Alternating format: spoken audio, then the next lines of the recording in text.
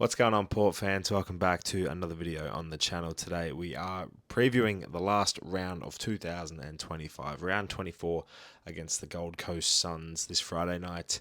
It's going to be a big emotional night. We're farewelling Travis Boak, we're farewelling Ken Hinkley, we're farewelling, well, apparently farewelling Chad Corns as well, according to the press conference. But overall, it's going to be one of those emotional nights where we farewell a legend of the club, and it's against a side that's well telling this year. They're going to play finals for the first time, Gold Coast, and you suspect they're going to be coming out firing after getting their pants pulled down by the Giants, and they'll want to lock away their finals campaign nice and early, because they only have to win one of the last two games, play Essendon on Wednesday the week after, and you suspect they want to make sure that this one in particular is the one that they get the job done with. So yeah, it's going to be a pretty tiring affair. It's going to be an emotional one that we sit here and we toil with the idea of there's no more Travis Boak at Port Adelaide, and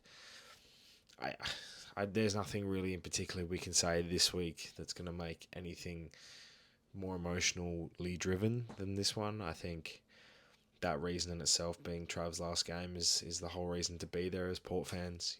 Be there to support. No matter the result, we stay to the end. We cheer off our legend. We cheer off our greatest of all time, arguably. And yeah, it's one of those things where it's a struggle to grasp. And it hasn't really felt real to me since he announced it, and now it is feeling very, very real. I watch all the highlights, I watch all the goals, and I watch all the moments, and yeah, it's a really telling thing how much you can be emotionally attached to a player, and Trav's been someone that's been around at the footy club for the 19 years that he has, and he's shown loyalty, commitment, gone above and beyond anything, sacrificed so much for this club, and well, we owe him so much. And I think the best we can do is rock up on Friday night and cheer off our number 10. This is obviously the first time we're playing Gold Coast this year, and funnily enough, the last game we'll play, which is very interesting. That's a whole other thing. AFL fixture is a debacle. The other thing that the AFL is a debacle about, and I'll get to the Trav and the Ken stuff and really dive in a bit more in a sec, but Ollie Wines will be missing this week, and he'll be missing 3 games. So the first 2 rounds of 2026 he'll be missing as well. So already a hit to Josh Carr's campaign.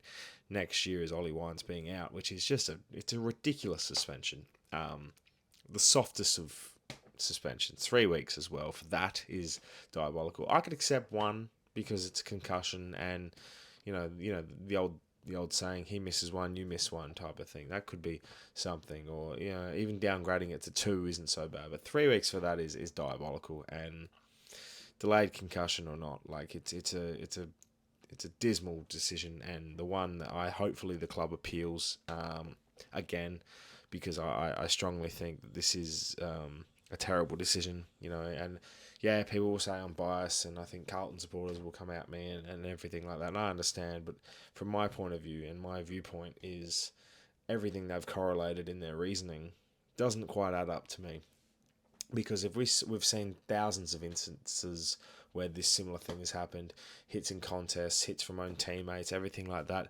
concussion or not, if it doesn't show up, if it does show up, everyone ends up, they're a little bit lighter off, and I think we've just got a port tax with suspension, and it's a really ridiculous thing, I think, to be suspended for.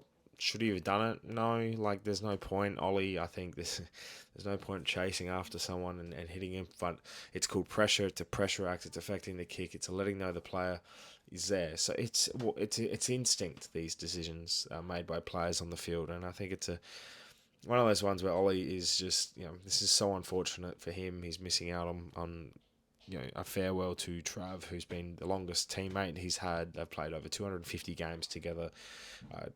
Ken Hinkley's been the only coach of Ollie Wines, and he misses out. It's a real disrespectful, strange decision by the AFL, to be honest. And yeah, I'm very, very disappointed for Ollie, and it's very sad. And again, it hinders us. Josh Sinn's out this week as well with his calf, so we're really scraping at the bottom of the barrel for the last game to pull on a team.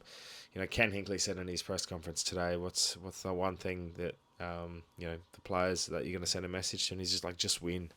just win this week. And I think it's being such an emotionally driven game. I know Ken can get the boys up, and now it doesn't matter who they are is on the park. He can get them up and get them going, and led by Zach and Connor, I think we can put in a performance. What I'd like to see is a similar game to the way we played against Fremantle. I think we just have to put in the effort. If we lose, we lose. We know Gold Coast are a better side. We know we've got no one out there playing. I just want effort, and we just want a committed four-quarter performance where we can show respect and give our all to our number 10 and to a coach that, whilst has been a controversial coach within the fan base, and I know I've now leaned towards the side of he should have been gone at the start of the year or even last year, and I have ridden the wave of benefit of the doubt, but now we're at the point where he has to, we have to give the respect that he does deserve, Ken, and being a longest serving coach of Port Adelaide and being someone that's had a really, really good record despite the shit finals record. I think being able to show the respect they deserve, each to their own individual circumstances. Trav, he's the highest of accolades. It's his farewell game. It's something that he deserves, and I don't think any tactical decisions or any sort of playmakers can come into this without just simply saying everything on the board is just emotionally driven. As I said, Ken can get this playing group up, get them up one last time, Ken. Let's get a win. Let's send Trav off the right way. And all I ask to Trav as well is I hope he kicks a goal, because I think a goal in front of 45,000 people, I hope it's 50. I hope people do turn up Friday night. I hope people do turn up and there's no boos for Ken. I do hope that we are a cheery crowd, an energetic crowd, finals-like atmosphere. We're not playing it this year, but I think being able to be in a position where we can give everything, it's the last home game of the year, last game of the year. At its core, football is so much more than results. It's a way of life. It's a passion, and we don't get to experience football for 6 months, 6 or 7 more months until next year. It's really a long wait. So I think soak it in. Be there Friday night. Cheer the boys home, and let's hope we put out a performance for Ken, put out a performance for Chad, put out a performance for us as fans, and most importantly, I saved him for best for last. Most importantly, put out a performance for Trav. That is what we need, and I'm looking forward to it. I'm so excited. I'm so nervous. I'm so emotional about this week. I've tipped us. I feel like there's a win there.